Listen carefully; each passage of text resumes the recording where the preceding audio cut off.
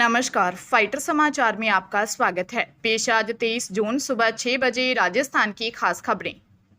बीकानेर जिले से हैरान करने वाला मामला सामने आया है, जहां आईपीएस अधिकारी को कुछ यातायात पुलिसकर्मी अपना शिकार समझ बैठे, लेकिन जैसे ही उन्हें आईपीएस अधिकारी का पता चला, थर थर कांपने लगे और पांव पर गिर पड़े। लेकिन मामला यहीं नहीं रुका। दरअसल एक आईपीएस अधिकारी जयपुर रोड से गुजर रहा था। इस दौरान वे एक गाड़ी में सादी वर्दी में थे। इस दौरान यातायात पुलिसकर्मियों ने हाईवे पर आईपीएस की गाड़ी को रोक लिया।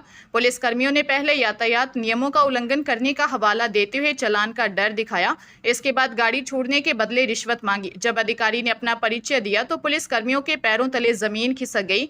पुलिसकर्मी माफी मांगने लगे और राजी करने का हर संभव प्रयास किया। बाद में एक स्थानीय पुलिस अधिकारी को घटनाक्रम के बारे में पता चल गया और मामला एसपी कविंद्र सिंह सागर के संज्ञान में आया और उन्होंने चारों पुलिस कर्मचारियों को लाइन हाजिर कर दिया। इनमें यातायात पुलिस का एक हवलदार और 3 सिपाही शामिल हैं। जयपुर साइबर थाना पुलिस ने 24 करोड़ रुपए की ठगी करने के मामले में 2 विदेशी नागरिकों सहित 4 जनों को गिरफ्तार किया है। पकड़ा गया सरगना नेपाल निवासी है। पुलिस ने ठगों को जयपुर के एक होटल से पकड़ा है। चारों ठग दिल्ली से बैंक खाते किराए पर लेने के लिए जयपुर आए थे, जो पोलो विक्ट्री के पास एक होटल में ठहरे हुए थे। पुलिस ने उनके कब्जे से 12 मोबाइल, 1 लैपटॉप, 3 बैंक चेकबुक बरामद की है। 24 करोड़ 3 लाख रुपए की ठगी की शिकायत साइबर पोर्टल पर आंध्र प्रदेश, उत्तर प्रदेश, केरल, कर्नाटक, तमिलनाडु और तेलंगाना में दर्ज है। डीसीपी क्राइम कुंदन कंवरिया ने बताया कि गिरफ्तार आरोपी लाल दोरजे तमांग और सुजल तमांग नेपाल के सिंधु पालचौक, पवन जैन रोहिणी दिल्ली और अब्बू शहमा राखी मार्केट दिल्ली में रहने वाले हैं। आरोपी लाल दोरजे साथियों के साथ मिलकर गिरोह बना रहा है। आरोपी ऑनलाइन ट्रेंडिंग व गेमिंग फ्रॉड की राशि के लिए कमीशन पर खाते चाइनीज ठगों को देते हैं। आरोपी लाल दोरजे टेलीग्राम पर चाइनीज लोगों के साथ ग्रुप में जुड़ा था, जो कमीशन के बदले उनके लिए खाते किराए पर लेकर उन्हें देता है। बीकानेर जिले में खाद की कालाबाजारी का मामला सामने आया। दरअसल बीकानेर जिले में किसानों को वर्तमान खरीफ सीजन के लिए करीब 1 लाख मीट्रिक टन खाद की आवश्यकता है। इसके मुकाबले महज 45,000 मीट्रिक टन ही खाद उपलब्ध करवाई गई। इसमें से वितरण के बाद किसान तक केवल 22,000 मीट्रिक टन ही खाद पहुंची। इस बीच खाद का अवैध भंडारण कर कालाबाजारी का मामला सामने आया है। कृषि विभाग के अधिकारियों ने बज्जू की अनाज मंडी में अवैध रूप से भंडारित यूरिया के 370 थैले जब्त किए। कृषि अधिकारी की जांच में सामने आया कि यह दुकान गौतम चंद भूरा नामक व्यापारी की है।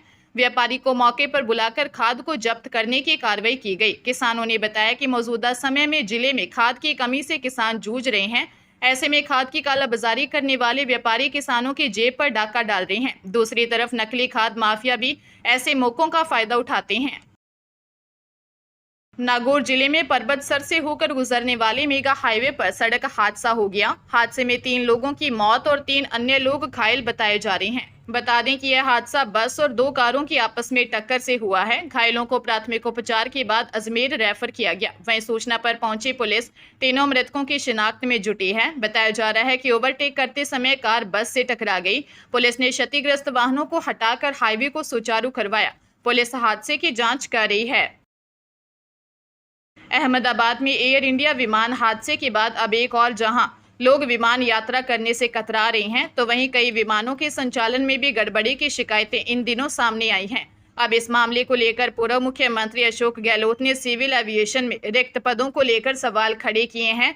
गहलोत ने कहा कि यह लोगों की जान से जुड़ा मामला है, इसलिए सरकार को इस मामले में तुरंत रिक्त पदों को भरना चाहिए। गहलोत ने सोशल मीडिया प्लेटफॉर्म एक्स पर पोस्ट करते हुए लिखा कि सिविल एविएशन से जुड़ी संसदीय स्थायी समिति की रिपोर्ट के अनुसार हवाई यात्रा संचालन और सुरक्षा से जुड़ी हुई एटीसी में 25%, डीजीसीए में 53%, बीसीएएस में 35% और एएआई में 17% पद रिक्त हैं। ये बेहद गंभीर एवं लोगों की जान से जुड़ा हुआ विषय है।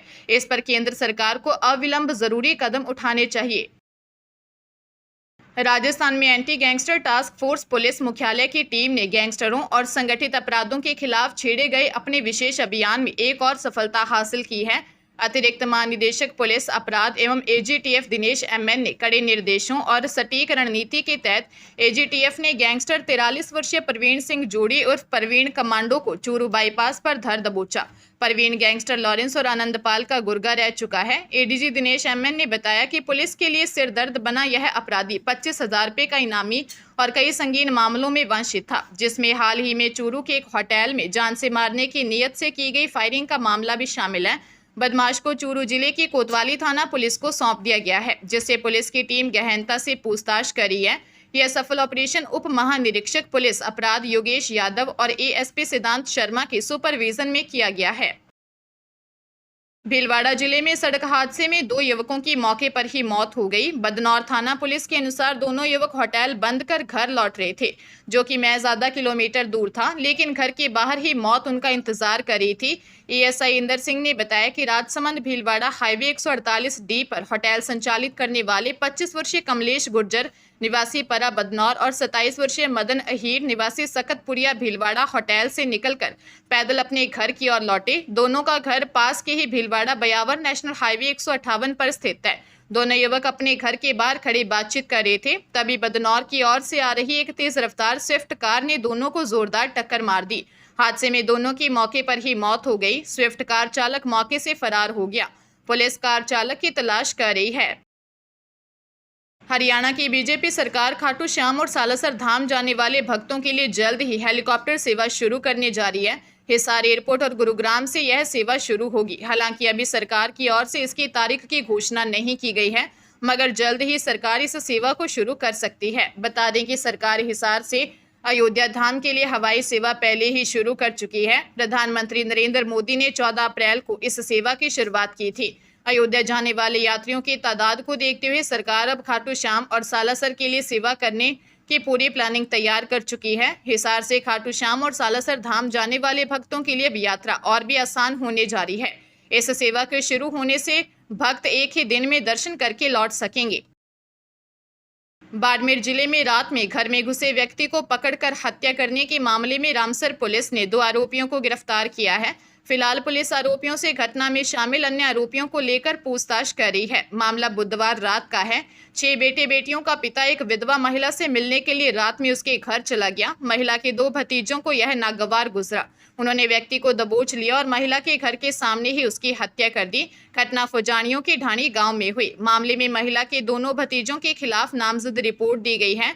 एएसपी जसाराम बॉस ने बताया, रामसर थाना अधिकारी अजीत सिंह के नेतृत्व में टीमों ने आरोपी धन्नाराम और उसके सगे भाई चेलाराम को डिटेन किया। पूछताछ के बाद दोनों को गिरफ्तार कर लिया। डूंगरपुर में साइबर अपराधों में लगातार बढ़ोतरी के बावजूद पुलिस साइबर ठगों पर नकेल कसने में जुटी है। एसपी मोनिका सैन ने बताया कि साल 2024 में डूंगरपुर जिले में साइबर ठगी के कुल 130 मामले सामने आए, जिनमें ठगी गई कुल राशि 2 करोड़ 30 लाख रुपए से अधिक थी। पुलिस ने इनमें से 29 मामलों में एफआईआर दर्ज की और 28 साइबर ठगों को गिरफ्तार किया।